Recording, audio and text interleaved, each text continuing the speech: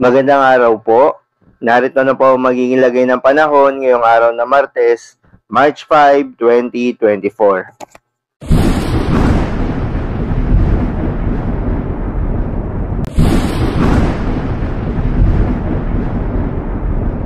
Sa kasalukuyan nga tayong sa Pag-asa, easterlies na lamang o yung mainit na hangin galing sa karagatang Pasipiko ang nakakaapekto sa ating bansa.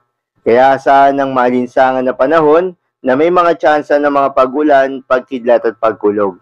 Magandang balita naman dahil ayon sa Pag-asa ay wala pa ring binabantayan na low pressure area o bagyo sa loob at labas ng ating Philippine Area of Responsibility na maaaring makaapekto sa ating bansa.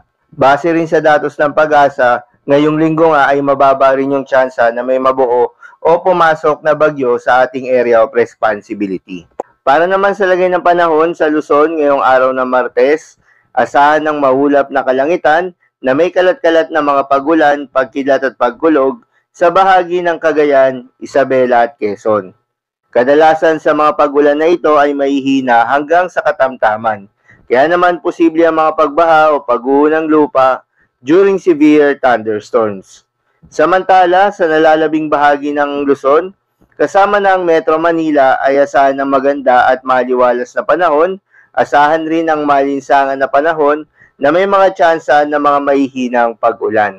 Para naman sa Visayas at Mindanao, dahil pa rin sa easterlies, asahan sa Davao Region ang maulap na kalangitan na may kalat-kalat na mga pagulan, pagkidlat at pagkulog.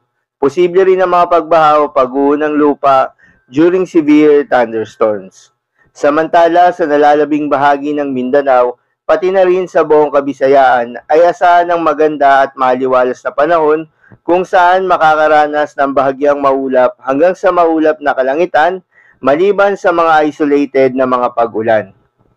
Para naman sa lagay ng mga dagat baybayin, ayon sa Pag-asa ay wala namang nakataas na gale warning sa anumang seaboards ng ating bansa.